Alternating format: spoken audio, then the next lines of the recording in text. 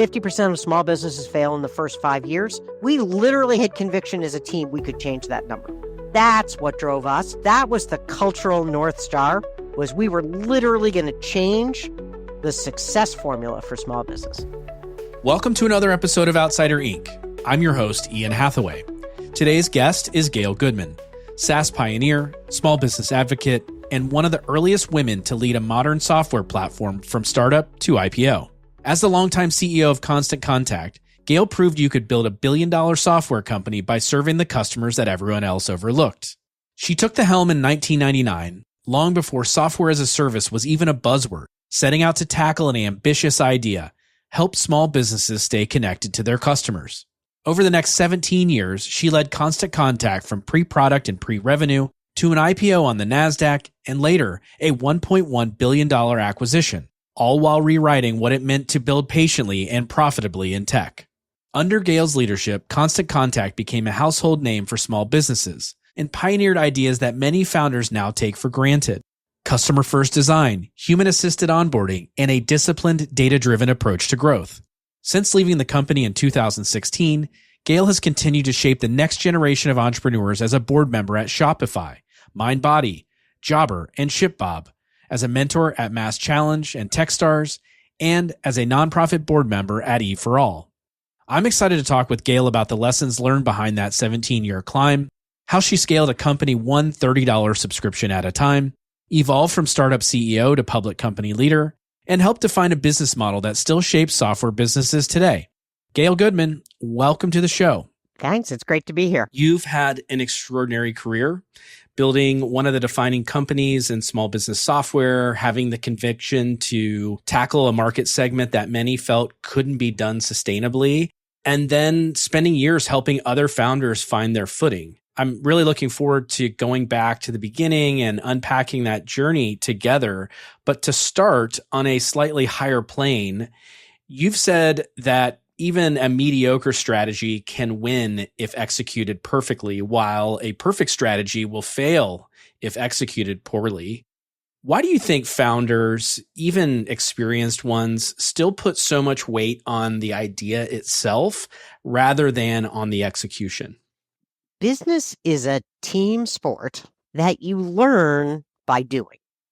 And so many founders these days do not take the time to work in other companies before jumping off on their own. So they don't actually have any pattern matching to how to align a team, how to monitor and manage execution, how to create a rhythm of engagement with the team that drives to an outcome, how to communicate, how to set culture. It really is something that shaped me early, mostly by seeing really bad CEOs. I worked for a few, don't ask me to name names, but I did see some horrible dysfunction. And much like when we begin parenting, we say, I'm not going to do what my parents did. I started CEOing saying, I'm not going to do what they did. And what the biggest thing I saw was just wasted resource because of lack of alignment. One group is going that way, the other group is going this way. When you're small in particular, you have such limited resources and such a short runway to the next fundraise. If you are not all rowing in the same direction, you spin the boat around. I mean, the idea does matter. You need a big market. You need a way to solve the problem in that market that nobody else is doing. But having the idea, but not having the ability to get it to market, to get customers to success, to retain customers, particularly in a recurring revenue model, it just doesn't work. And it takes incredible coordination, particularly in a SaaS business, to get that execution right. Truly unique ideas, there are few. It really is about execution. Couldn't agree with that more. Just to rewind a little bit to your earliest days, you grew up the youngest of 4 kids in suburban Stamford, Connecticut. Eventually, you'd graduate from college with a degree in computer mathematics and then go on to earn your MBA. But before all of that, I'm curious, were there early signs where you would go on to build and lead as an entrepreneur It's not a word that was bandied about in my house. I'm also the daughter of an immigrant and one who was pretty conservative about making sure we all had careers and could take care of ourselves. But in hindsight, I kind of was an entrepreneur super early. So I started my first business, I'll put quotes around that, when I was like 12. It's the 1970s, and it is the era of the suburban dinner party. And of course, when you're a girl, you are considered slave labor for your mom during a dinner party. You keep things moving in the kitchen, you serve, you clear, you do the dishes. So I'm doing all of that, and one of the neighbors says, "Oh, wow, you're so good at this. Do you rent out?" "Why, yes. Yes, I do," I say instantly, having never considered such a thought as before, and end up then recruiting my friends. We created a mini business where we would show up at someone's house when they're having a dinner party about an hour, hour and a half before. The hostess would take us through what needs to go in the oven, when, and all of that, and how she wanted things served. And then she could go enjoy the party.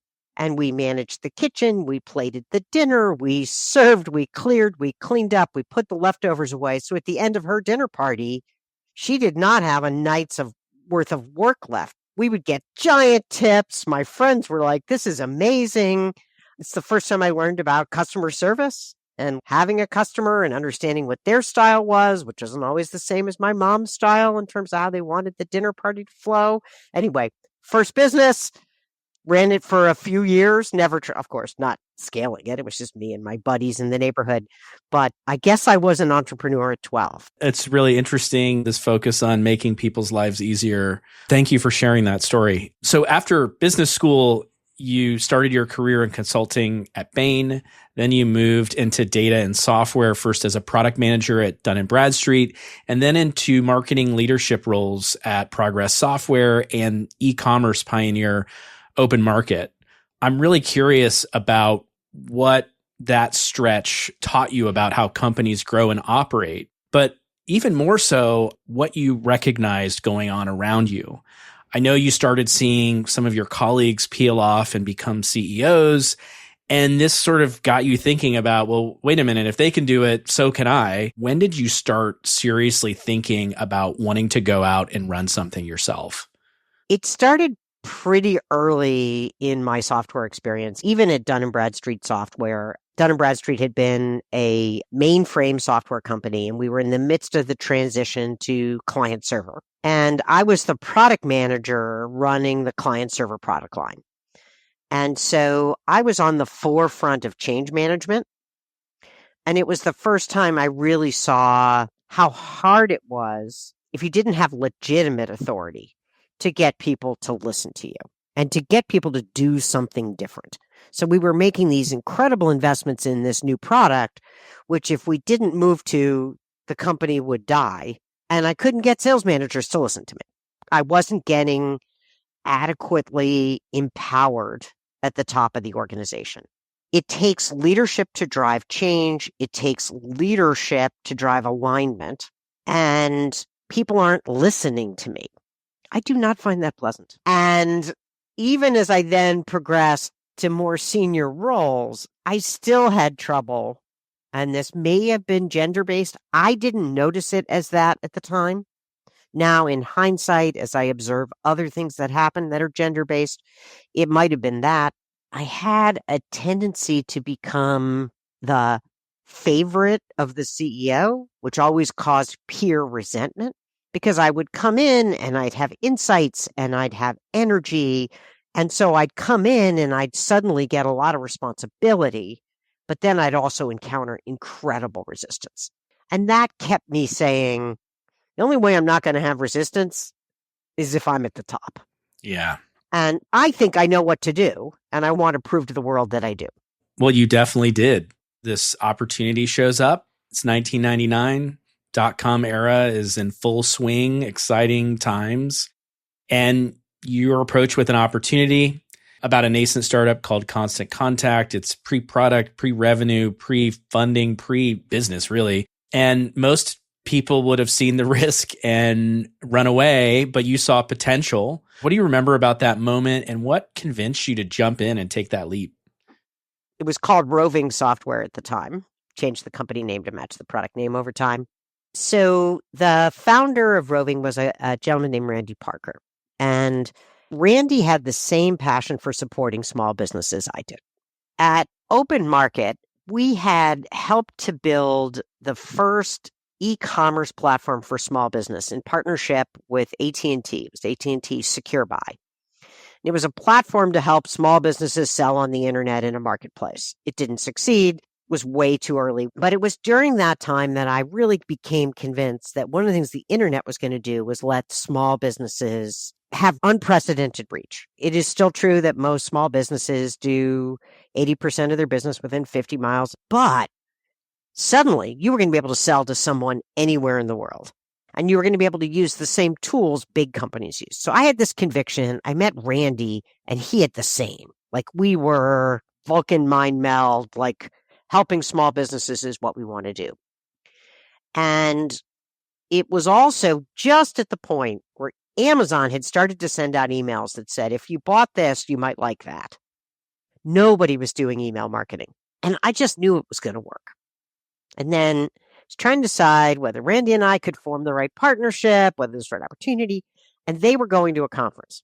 And I was like, well, can I just come and stand in the back and listen as you talk to prospects? So I go to the conference. They give me a shirt with the logo. I'm standing in the back. It takes like 20 freaking seconds for me to push them aside and start pitching. And by the end of that conference, I just knew this was going to resonate. People were going to buy it. There were a lot of challenges between that realization and building a usable enough product, finding a go-to-market strategy that worked for a $30 price point. A lot of challenges, but I knew this would help our customers. And one of the things I tell all startup founders is understand how you deliver value. Who's your target customer? What problem are you solving? Because if you are truly solving a problem for a customer, you can find a way to a pricing and a go-to-market model and all of that.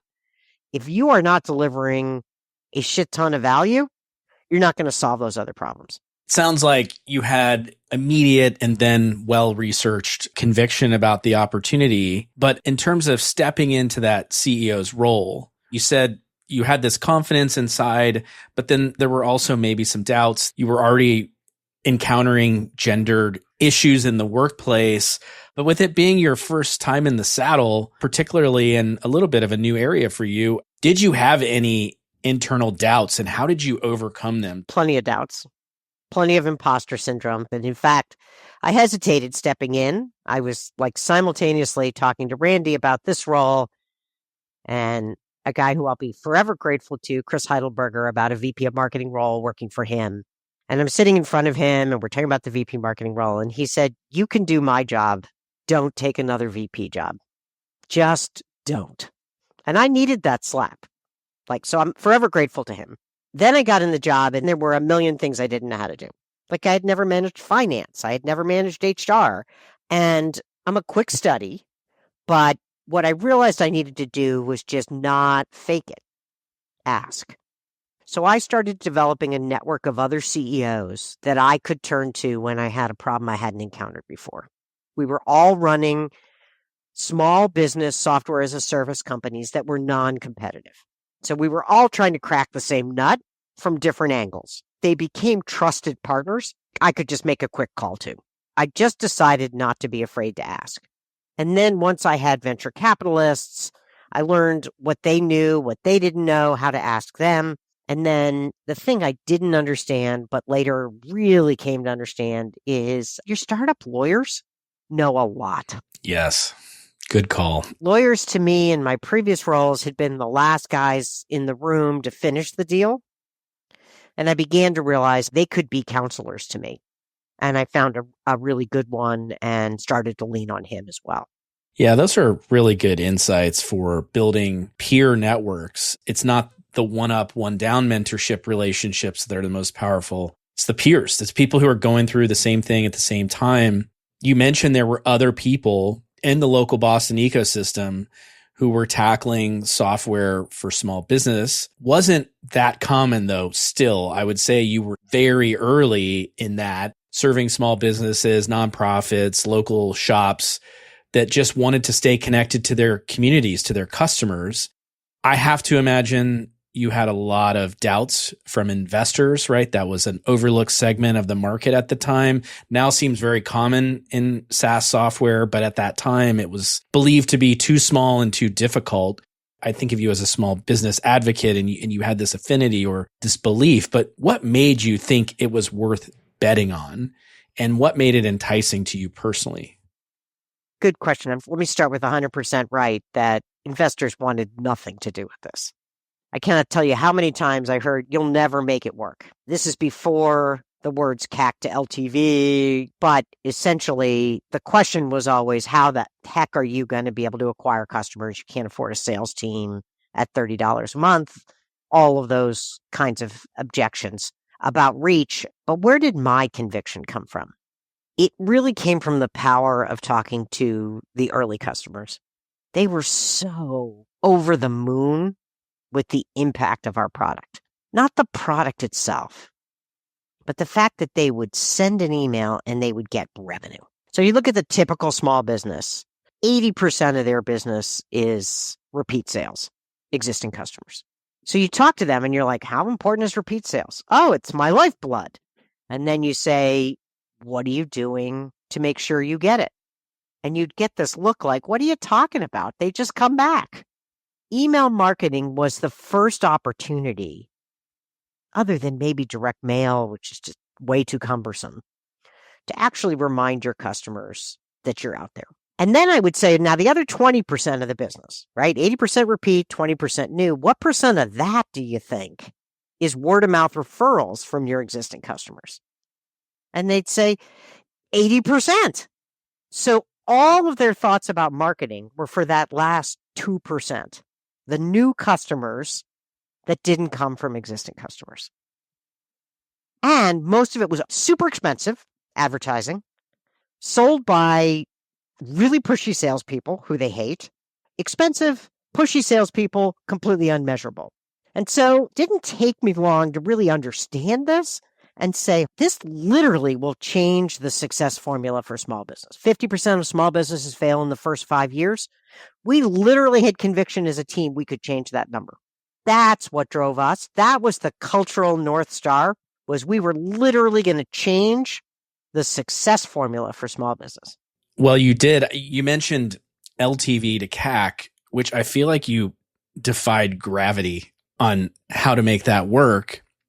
It wasn't just that you had these small ticket customers, which seemed, fairly well baked, at least in the beginning, but you also had this high touch approach to sales and onboarding, which led to greater customer loyalty, longer term value.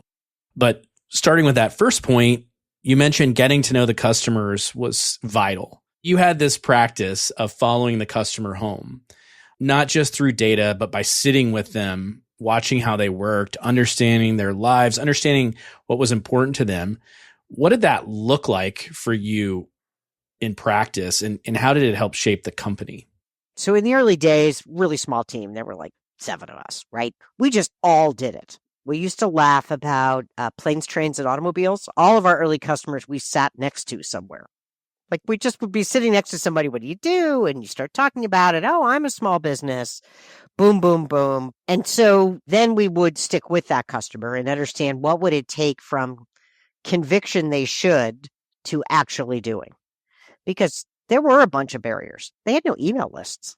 It's a new idea. They hadn't collected emails. And in fact, at the very beginning, one of the biggest objections was my customers don't use email.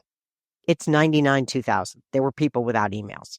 And so we needed to teach them how to ask for emails from their customers. And then the second hurdle was, what do I put in the email? They had no content and nobody to do content for them. So we had to really digest what were the barriers to usage. So problem 1, get them conviction that they wanted to. Problem 2, get them over these 2 non-trivial hurdles to usage. Because the thing you learn about software as a service very quickly is if they don't use, they don't stay. They don't get value, they don't stay. If you don't have retention, then you can spend all the money getting people in and you got a leaky bucket and they all come out the bottom. We had to work on conversion and retention before we spent a lot of time on acquisition. Because if you spend money getting them and you can't convert them, and then you can't retain them, what's the point? And that was painful. It took a long time, a lot of iterating. The internet had to move a little bit. We had to get graphical user interfaces, and what you see is what you get, HTML layout screens, and things started to move in our direction technologically. But most importantly, we had to learn how to onboard people. We had a free trial. Great. What % of the folks in free trial actually sent an email? Because we learned that if they sent an email, they converted. But when we started, like 2% of trials were sending an email. And we got that up to like 60, 70%. We got a free trial, no credit card, to 30% conversion. No one's ever done that before or since. Well, so how did you do it? Well, there is no silver bullet. That's the one thing I'd tell any SaaS founder. But you follow the customer journey and you figure out where the rubs are, right? Where's the friction? Take the friction out. Where do they abandon? Why did they abandon? You're not going to see that from the stats. So that's the other thing I see young founders do. They're watching metrics. Well, the metrics don't tell you why. You have to go talk to people to understand why. You have to watch people use it. So it started from us just doing it as individuals, and then it got more formulaic where we would bring people in and someone would sit next to them and say, here's a new idea. You're going to send an email to your customers. Here's a website. Put your brain on speakerphone and see if you can figure it out. And every time the mouse hesitated, the moderator would say, what are you looking for? What are you thinking? Not click here. What's going on for you? And so we would learn again and again what they were interested in. One of the interesting things time and again was they were looking for a phone number. I want to call somebody. Oh, we didn't have a phone number on our website, right? We're going to get swamped. We don't know, whatever. Try it. We can always take it down. Try it, right? So we were never afraid to try things in small doses. We tested every conceivable way to reach small business. The first time you do something, it isn't optimized. Give yourself room to optimize. So people give up too quick. People want the numbers to be perfect. People look at metrics without understanding the why behind it. We were relentless. Just watch them, understand, flip things around, lots of tests, lots of A/B split tests. But the most important thing, we're going to go back to alignment again, is we had a maniacal focus on first conversion, then retention. Cross-functional team led by a strong internal leader, everybody in the room, product, marketing, customer care, like weekly metrics. And by the way, these metrics platforms that everybody has now didn't exist. We had to build those ourselves. And we were just relentless. You said we had a high touch. I would call it a very well-timed low touch by a coach, not a salesperson. They were comp salespeople, but we called them coaches. They acted like coaches. They never asked for a credit card. They were there to help you get your email out the door because we knew email out the door equaled conversion. So I'm at a cocktail party with my husband, who's a software engineer, and we're standing next to a friend of his. And he says, oh, my nonprofit just started using Constant Contact. Thank you so much. This really nice guy, Steve, called me. And my husband is just like, Steve is a salesperson, dripping with disdain, right?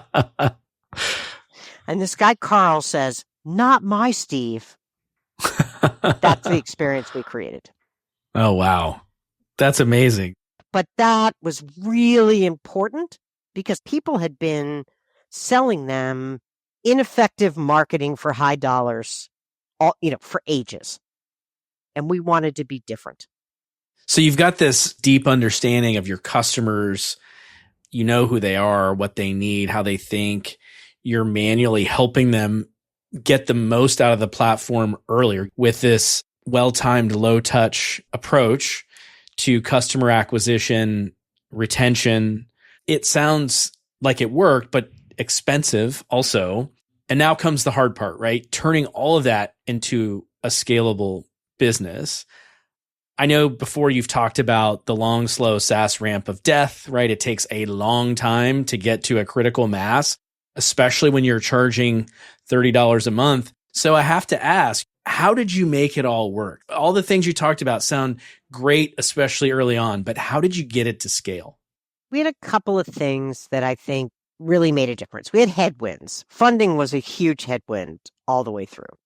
But we were essentially broke, essentially all the time, which created a lot of discipline.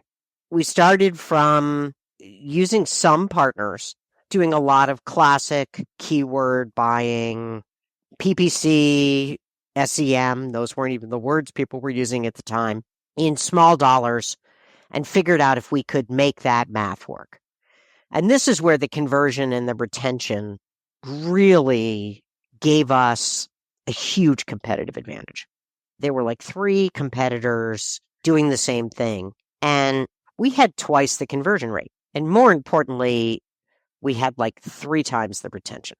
So the lifetime value of a trial on its way to being a customer was so much greater than our competitors, we could afford to outbid them.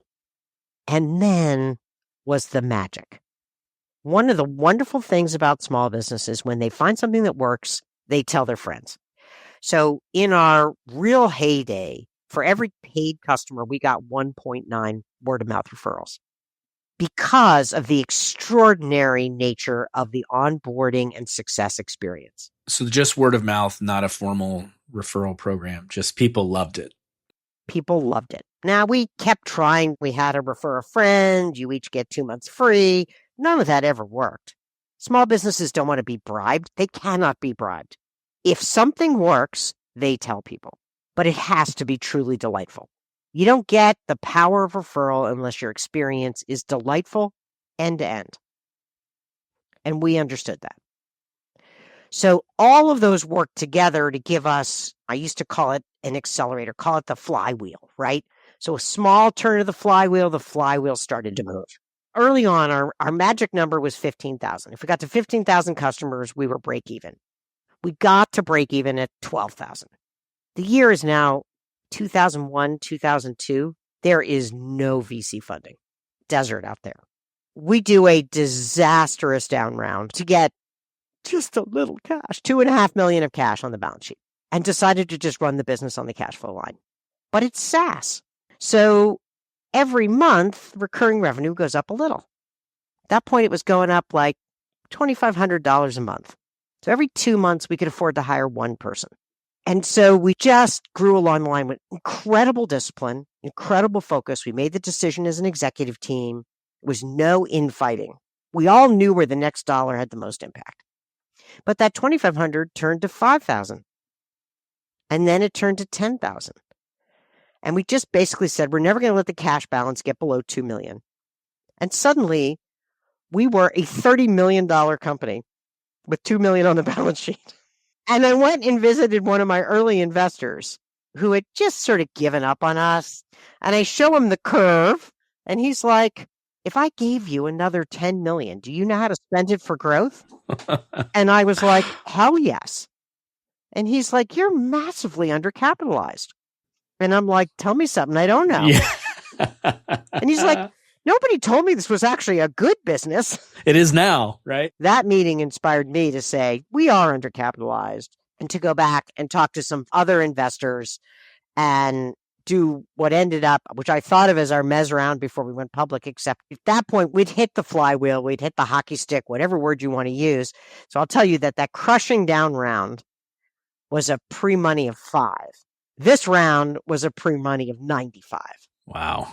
2002 to 2006, 4 years. And as we grew along that line, we tried one different channel to market after another. Try it small, scale it up, tune it, try another. Some worked, some didn't. A lot of our decisions were made by comparing notes with others. Having a network of peer CEOs, my chief marketing officer had a network of peer chief marketing officers. We were all in the SMB space. We were all trying things. We gave freely of our learning.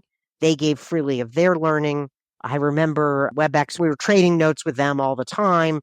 Like endorsement radio worked for them, where you get a personality to say, I use it and it's great. Didn't work for us. But drive time radio worked for us. Didn't work for them. But you share these learnings and you scale these things up. And we went from adding 100 customers a month to 1,000 to 5,000 to 10,000. At our peak, we were adding 50,000 new customers a quarter.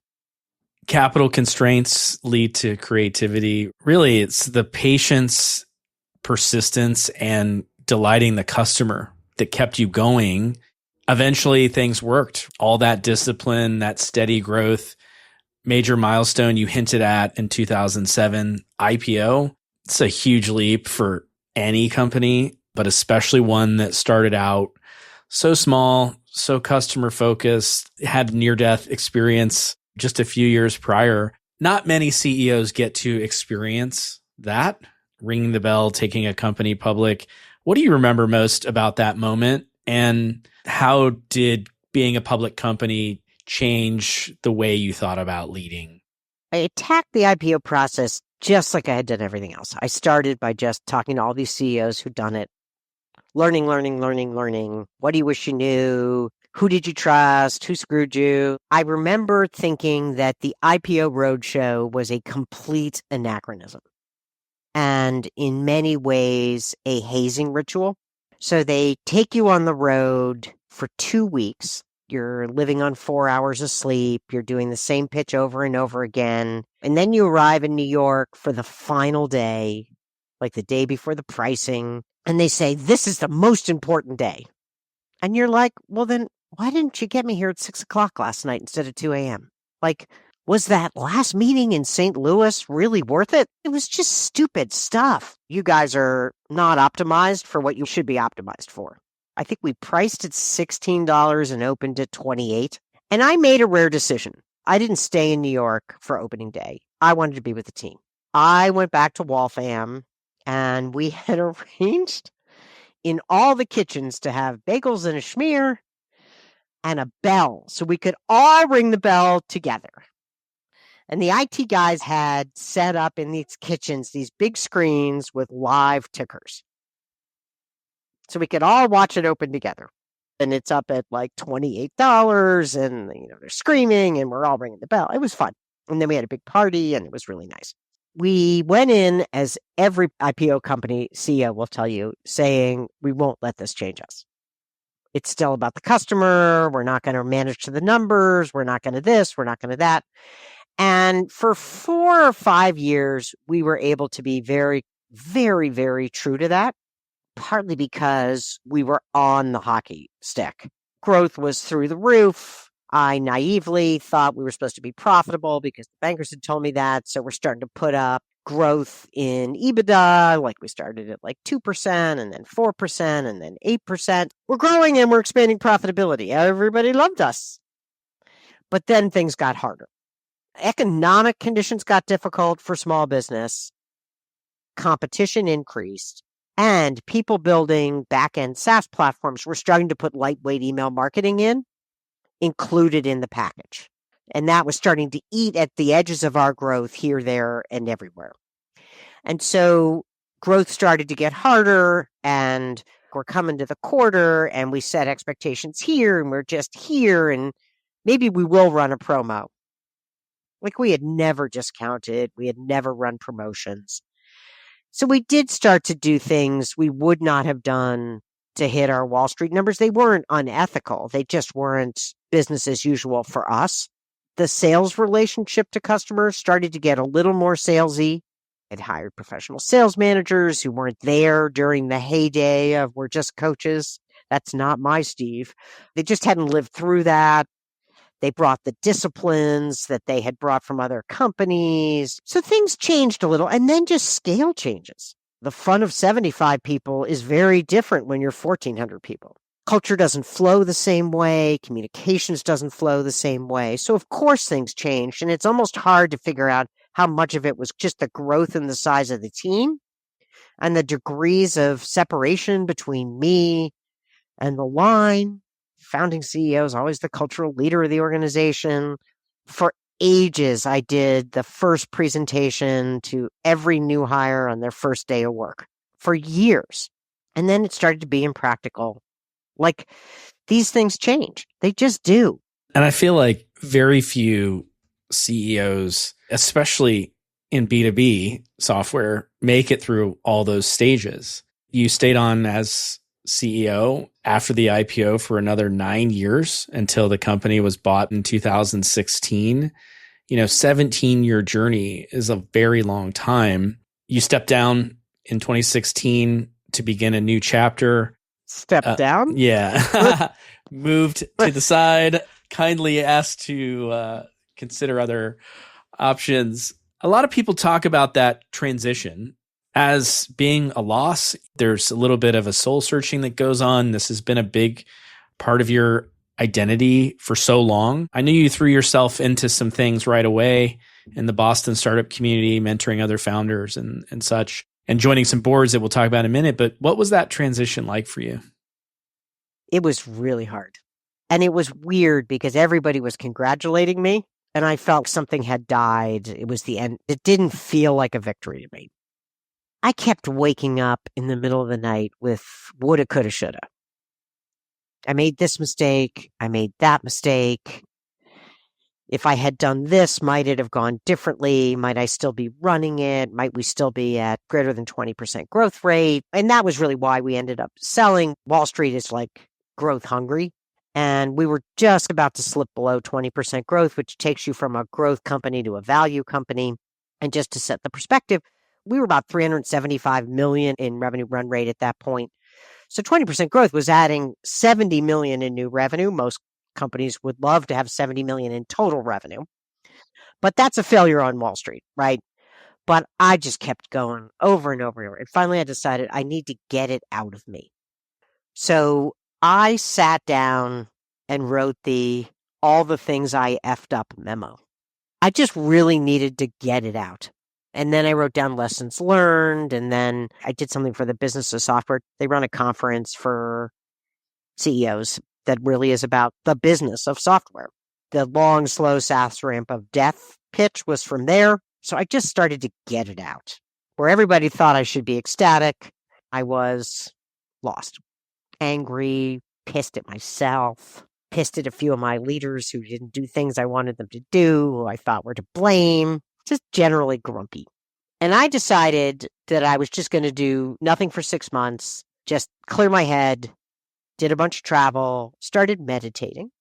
Had I done that 10 years earlier, I might have been a better CEO. And then I began to say what I want to do next. And at that time, I thought I might do another CEO gig. It was definitely on the table for me.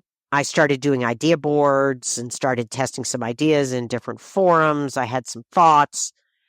And then I got approached by a few founders who I'd been comparing notes. Rick Stallmeyer, who ran MindBody, and I had been comparing notes for years. We were both S&B. We were a partner of MindBody.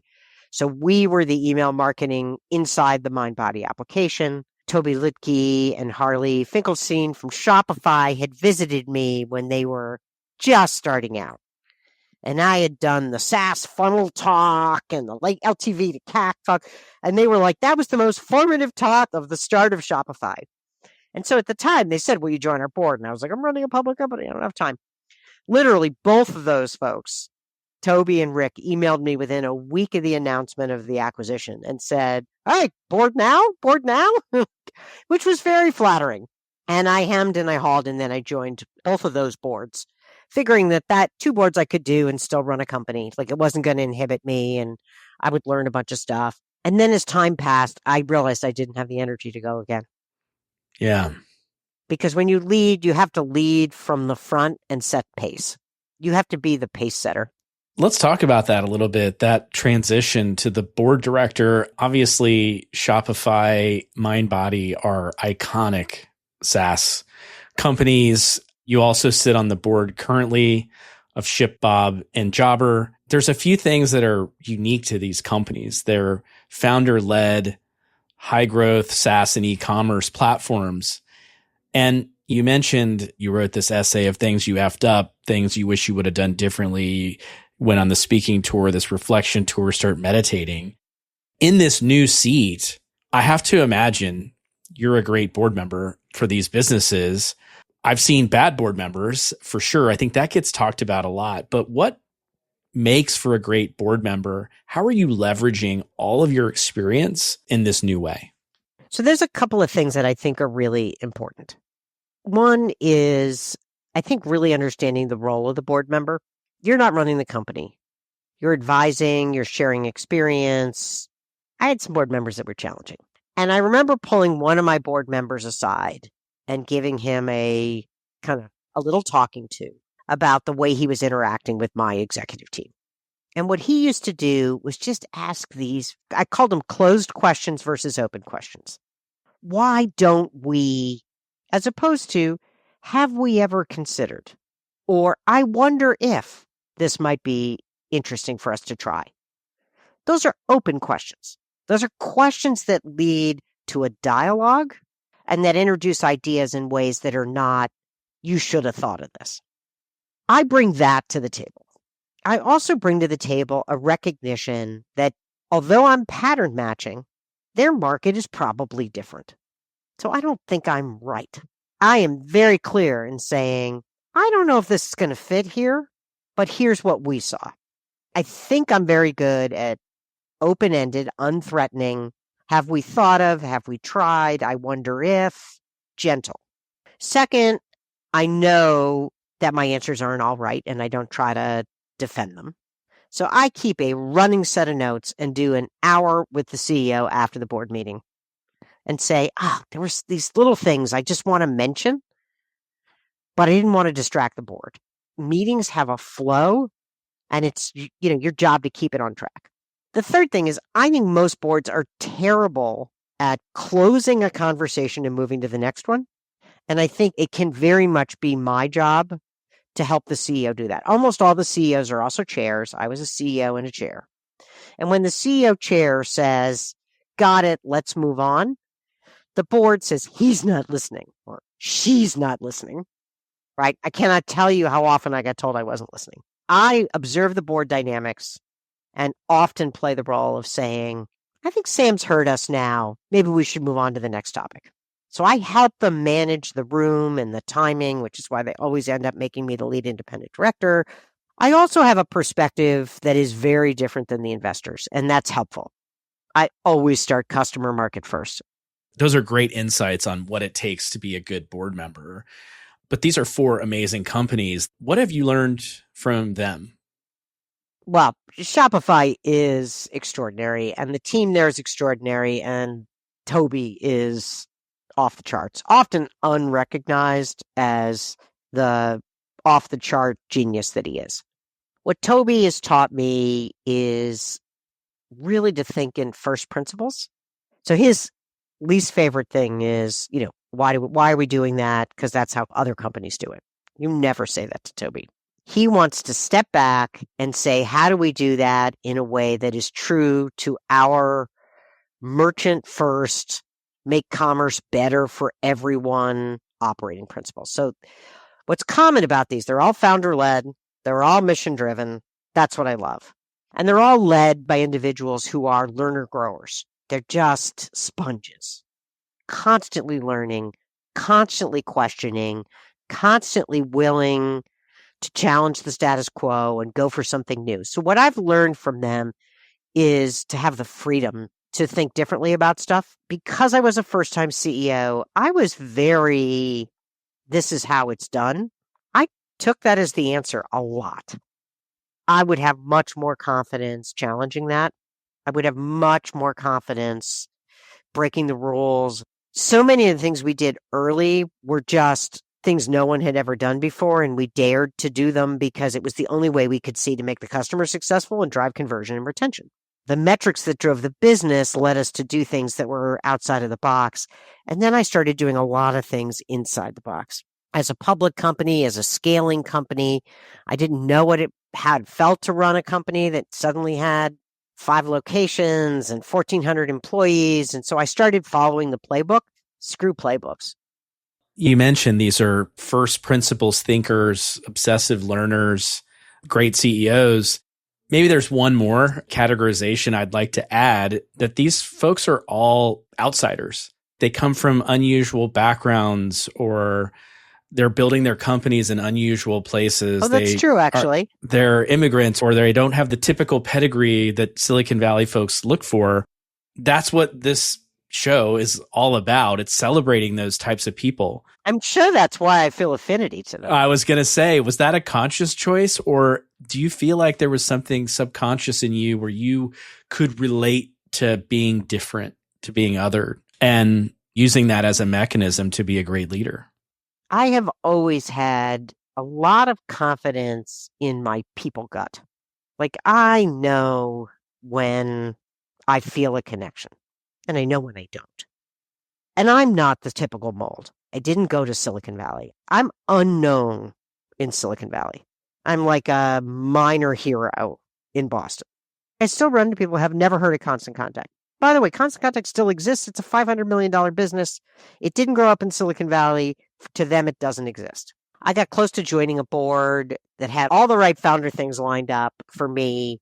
They were in Salt Lake City, Utah. Really liked the founder, really liked the founding team. But the board was a Silicon Valley board, and they didn't think I had enough pedigree. He couldn't believe he had to say it. He's like, I've had 3 calls with you. I've learned more in those 3 calls than I've learned with anybody else, and I can't put you on my board. And I was like, I'm going to give you one final lesson before I don't join your board, which is there are moments where you need to use your position as a CEO to say no to your board or to override your board. And if you keep letting them constrain how you grow your business, you're going to be in trouble. And I will say, they're in trouble. Anyway, I think as a result, because I don't have visibility out there, because Constant Contact doesn't have visibility out there, I have never really been pursued by the classic West Coast companies. And so naturally, it's these outsiders who have found me, who recognize what they see when they see it and aren't afraid to ask for it. Do you feel like an outsider? I certainly felt like an outsider on Wall Street, for sure. I felt like an outsider raising venture capital. I was a first-time CEO, and I was like 39, 40 years old. Female, 40. I'd go to these networking events in Boston, and I'd look like everybody's mother. Oh, my gosh. You know, I'm at this networking event, and I'm the keynote. There's the hour of schmoozing beforehand, and I'm an introvert, so I hate these, but I do them, and I've gotten good at just walking up to people and saying, hey, hi. And so I walk up to these 2 women, and I'm like, hi, you guys founders, what are your businesses? And you could see they were like, we need to go find somebody important to talk to. So they kind of snubbed me. They're not totally impolite, but you could tell they're dying to get out. An hour later, I'm on the stage telling the story, and one of these women runs up to me afterwards and says, I had no idea who you were. I would really like to book an hour to get some mentoring from you. Too late. You never know who you're talking to. Yeah, I love that. Following your people gut. I love that term. I've actually never heard it that way, but I think it's important to do. Mine has never been wrong. My direct reports, SVPs, would be hiring somebody, and I'd be the final interview, and I would meet the person and just be like, I do not think this person is going to work out. And I would say it, and they'd be like, oh, they must have had a bad day. They've been vetted by this. I've done their backdoor references. I've done this. I've done that. And I didn't say no. And every single time I was sorry. I think it's sometimes hard to listen to that voice. I can't agree with that more. I'm not surprised that outsiders have been drawn to you. You helped pioneer modern SaaS. You did it in a very unique way at a time when most people felt small businesses should be ignored. As a software end customer, you've helped countless founders through your mentorship and your board guidance. And I feel like you've shaped a generation of entrepreneurs who can now think differently about growth and customer relationships. It's been a hell of a run. I know the concept of legacy is a challenging one for most people to think about. What do you hope is most enduring from the way you did things? The internal culture at Constant Contact, I'll say this immodestly, really got the best out of people. We created a place where We challenged each other. We had healthy conflict.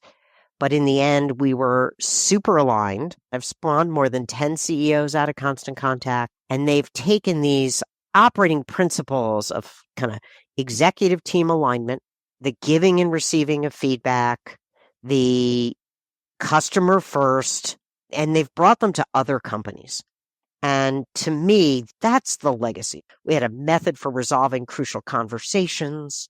We had a whole methodology for how we ran as a team that resolved stuff. So many places leave things messy and unresolved, and they don't close issues, or there's a debate and executive A didn't agree with the answer, and he goes running back to his team and says, we're doing B, but I didn't like it. That was a fireable offense at Constant Contact. Like, you just don't do that. We disagree, we have the debate, and when we make a decision, we line up and we execute like hell. And the team should never know what side of the debate you were on. We were maniacal about prioritization and doing the vital few. It's the other thing companies do. They do way too many things.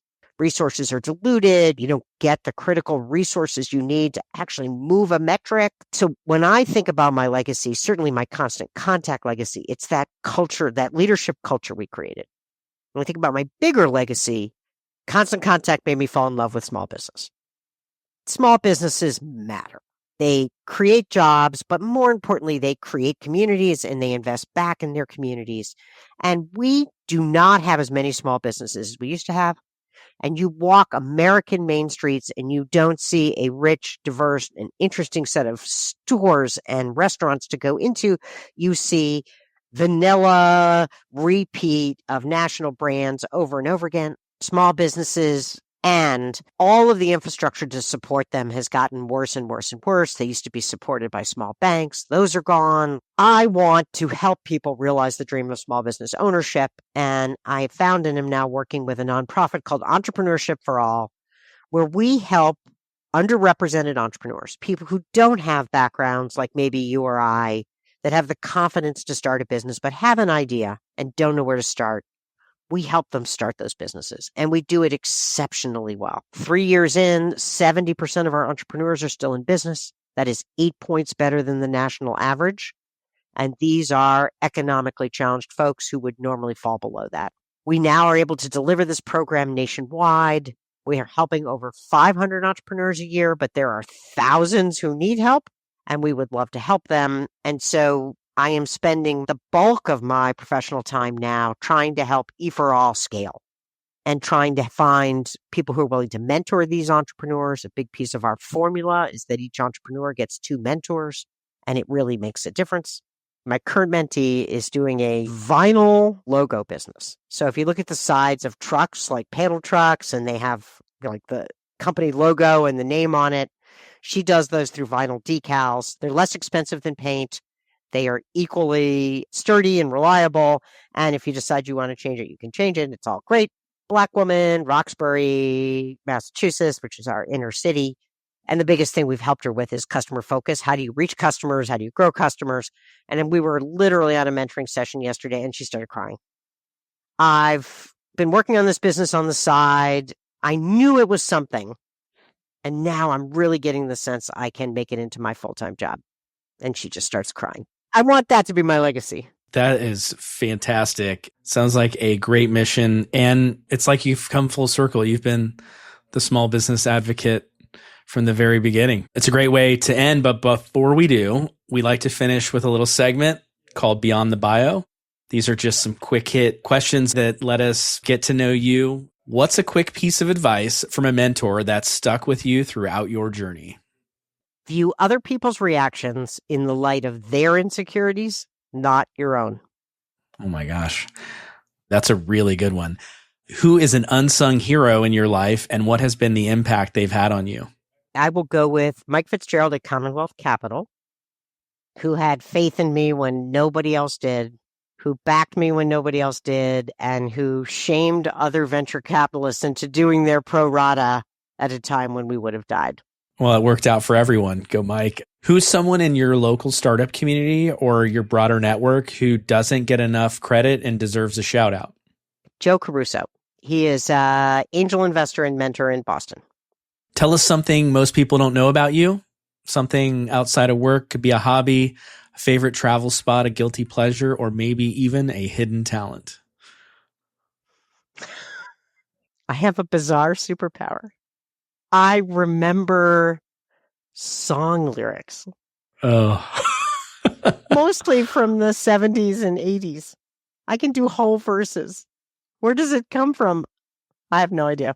Well, that's a great talent. And it is a perfect segue to my next question, which is, what are one or two songs you'd like to add to our Spotify Founders playlist? Something that maybe fuels your workday or has inspired you as an entrepreneur? When I was growing Constant Contact, I had a I'm Pissed Off playlist. And the two key songs were Sarah Bareilles' King of Anything. When you listen to it, she's talking about record labels, substitute venture capitalists. The key refrain is who died and made you king of anything. And then, don't laugh, Miley Cyrus, The Climb. I was not expecting that one, Gail. Down a different road. What's a book you might recommend? Either something that was, especially valuable in your own journey, or maybe one that you think every first-time founder should read as they're getting started. The Advantage, Patrick Lencioni. Okay, final question. If you could give one piece of advice to someone who's about to start their founder's journey today, particularly someone who's maybe a bit of an outsider, what would it be? Focus. Starting out, you cannot be everything to everybody or please everybody. Really take the time to understand what is your beachhead to create initial traction. What customer, what problem. Be really thoughtful. I mean, you may need to test and probe to find the right one, but you may have a really broad vision for what you want to do. You're tiny. You need to find a small landing zone, land and expand, whether that is land and expand the breadth of the solution, land and expand the breadth of the types of customers you serve. Focus. Find your initial entry point, because from that, you can grow. If you are too broad, you'll get nothing. It's a great insight. It's certainly one of the biggest things that early first-time founders tend to overlook. It's hard to say no. Yeah. It's a great way to end. Gail, thank you so much for being here. I had a great time and can't wait to share it with our listeners. This was fun. Thank you very much. That's a wrap for today's episode of Outsider Inc. A big thank you to Gail Goodman for sharing her incredible journey and wisdom. What lingers for me most isn't the NASDAQ ticker tape. It's the picture of a builder who sat humbly beside her customers, asked open questions, and aligned a team so tightly that execution became a love language. Gail reminds us that small businesses aren't just a segment, they're a community. And if you truly delight them, they'll carry you further than any playbook ever could. For the outsiders listening, choose a small beachhead, keep turning the flywheel, and let focus and integrity do their quiet compounding. And always remember, your people gut may be the most important metric of all. If you want more from Outsider Inc., don't forget to subscribe to the platform at outsiderinc.substack.com. It's packed with highlights from today's episode and bonus insights you won't want to miss. You can follow Outsider Inc. on YouTube, Instagram, TikTok, and LinkedIn at Outsider Inc. Pod. You can also follow me on X at Ian Hathaway.